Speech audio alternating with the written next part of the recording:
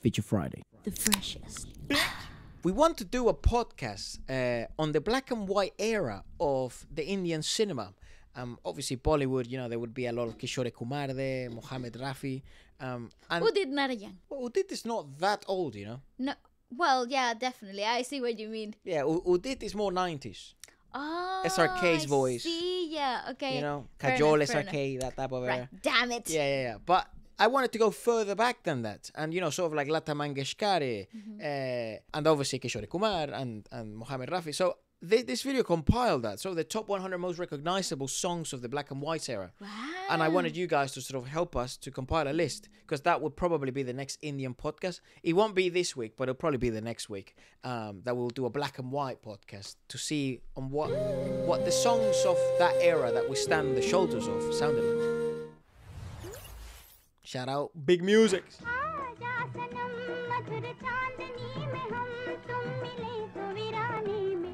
I like that song. Well, that is Lata's best era, right? Yes. Mukesh. Oh, Mukesh, of course.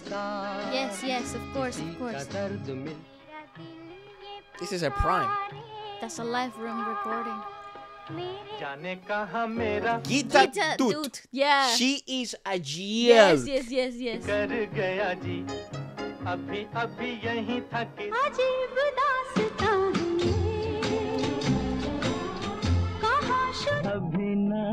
Asha Bhosle.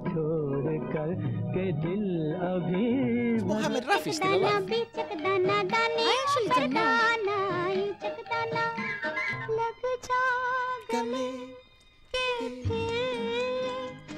Yeah, this is her prime. How nuts is that, right? This is her era. Right? Oh!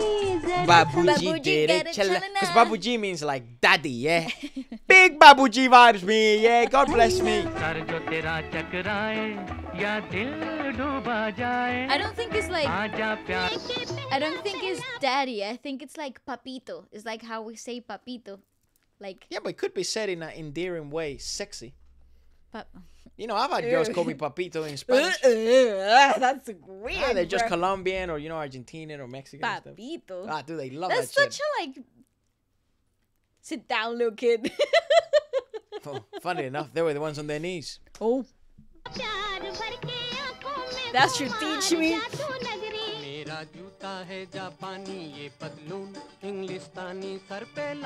We've heard this. I want the one in the train. Kishore Kumar.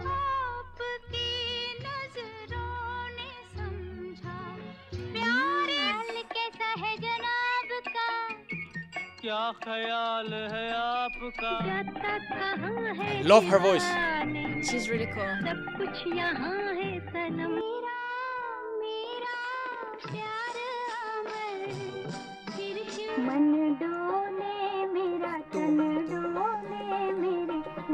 These songs get redone, right? So many times. Yeah. Mine are Rey as well, we don't know that much of. Wow. When people, so say for example, like someone's like interviewing us or whatever, or asking us, like wondering, oh, what would be like your favorite like old like Indian singer, female singer? It would be Geeta Dutt for me. Okay. It actually wouldn't be. I mean, Lata Mangeshkar is like iconic. It's just forever will be go down. Well, she set the sound, yes, which is really crazy to say. Like the whole sound of the Indian music industry, even up until this day, is to a certain extent or in shaped some way, by her. Yeah. Or trying to even replicate the magic that she had, right? Same as like Asha Bhosle, of course, she's not as active anymore given her age, but she's still, you know, kicking ass. But to me, Geeta, it's like in the modern era, I would compare her to not Shreya per se. I have to think of that because it's not Shilpa, because obviously Shilpa's an alto and Geeta's not an alto. No, but I think in terms of popularity and in terms of how like No, Geeta was like insanely popular. Okay. Shilpa has become insanely popular now. Right. Okay. Fair enough. You know.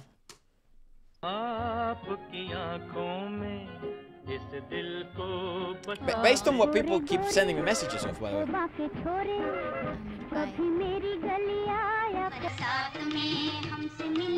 Because we listen to music in our own time as well. You know?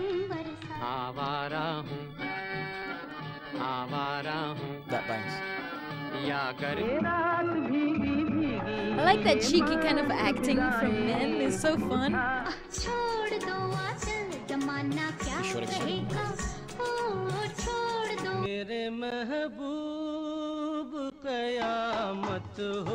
Oh, he's just such a gorgeous voice.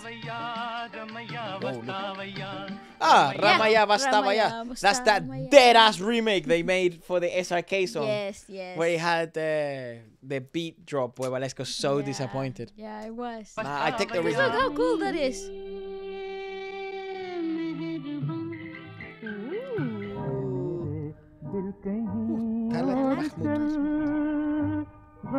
Wow, he's good. I like this one too.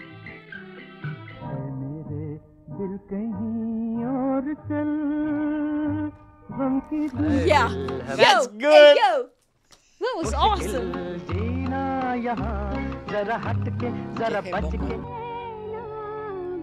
Wow. My God, she's gorgeous. Alka Yaknik. Ah, right. Even though Alka yes, Yaknik yes, is like yes. a mix of eras, she is like evergreen Bollywood, like 90s, and also, well, is she? Yeah, and now, but she is like. Yes, no, I agree with She that. reminds me I of agree. Geeta. Okay, fair enough. I don't know if that's crazy to say. Just personal.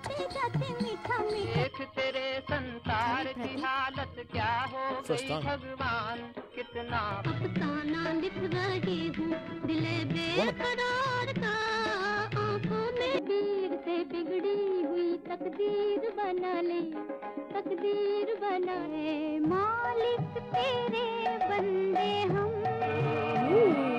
Oh, I remember watching that in the stream. We watched that in the stream once. Yeah, we stream every Friday, guys. You know, Oh, we check yeah. out music that, you know, we don't have time to check out throughout the week, or all your requests So get come played. join us. Come join us every Friday between 12 to 6 p.m. UK time. Absolutely.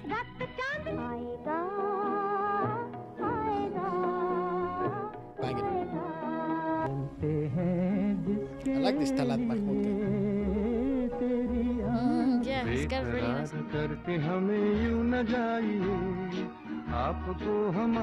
That's so manly. And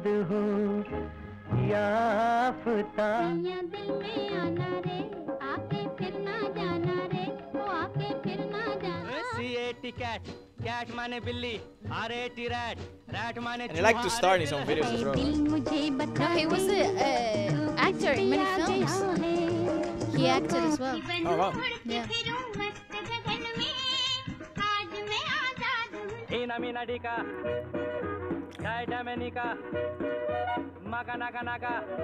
Charlie Chaplin.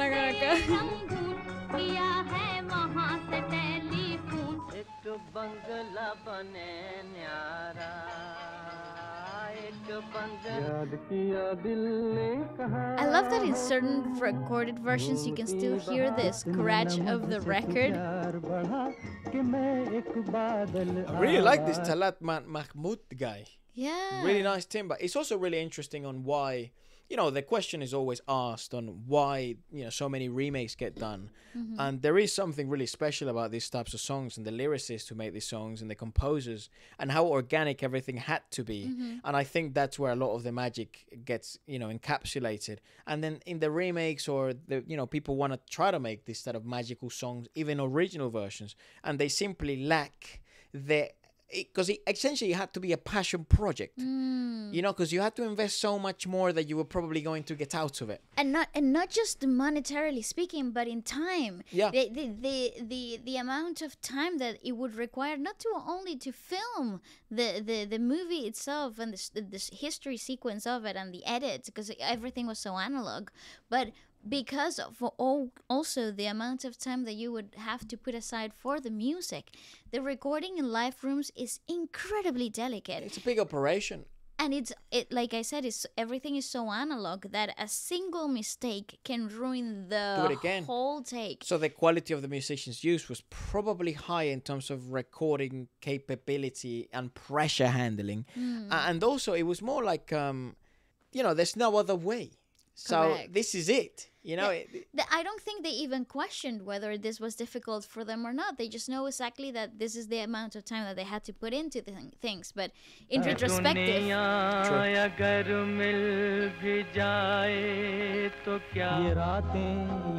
I love this combo.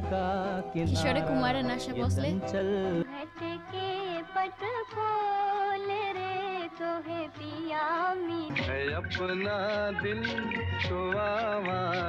Yeah, I like Hemant Kumar, you know?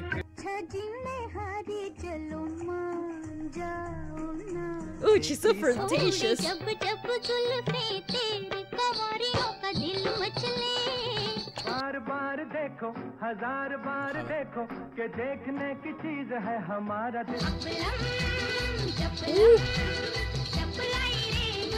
okay, so they have legs too. Wow.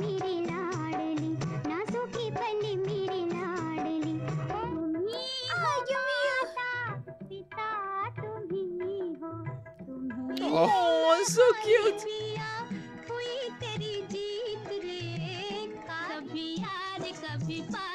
Shamshat. They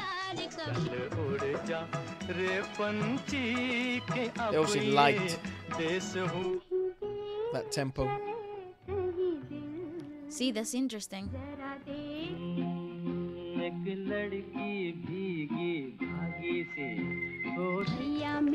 6/4s were very popular at the time, it Yes, seems. also 6/8s. Because it's easy to transition from a 4 to an 8.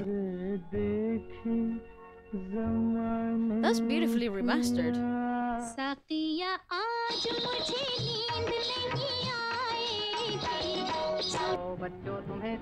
Pradeep.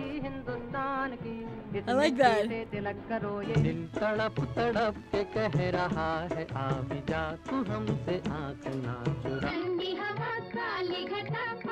Oh, similar rhythm.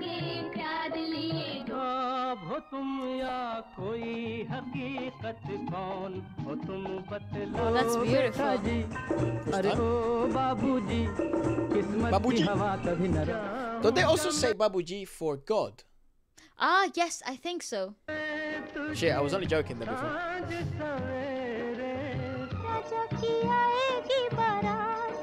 Ooh, I wonder when this was recorded because it's changing the quality.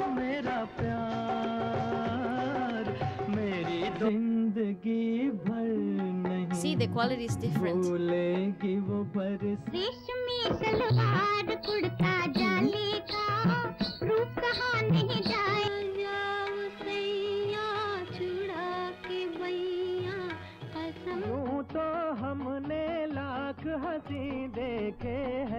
you know what? Nice, so they were utilizing as well scenes of sounds of a scene where it would make sense. Like for example, the what do they call it? The fucking The galloping of the horse be part of the song for even bigger immersion. Nice.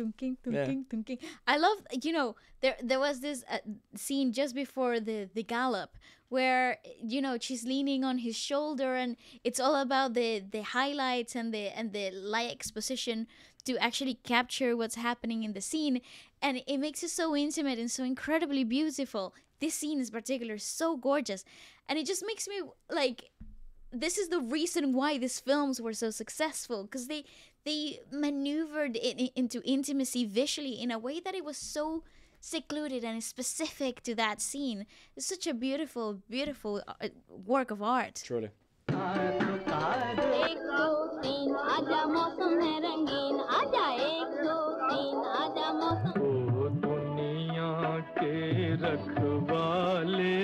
Ooh, you can hear that pain. That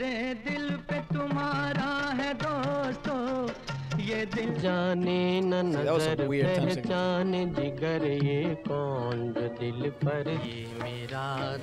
Ooh, see, that's what I'm talking about. Waleska loves that song.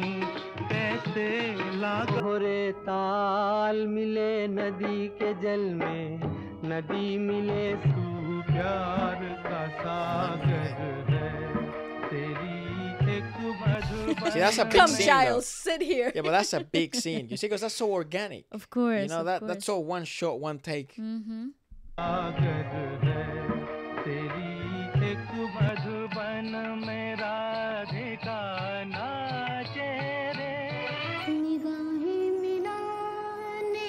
big transition production wise. That took my breath away. राही मनवा दुख की चिंता क्यों सताती है दुख तो सुन करती आई चिड़िया दाल का दाना लाई चिड़िया मोर भी आया कौवा भी Bro's आया telling him, don't worry, son, we will eat them.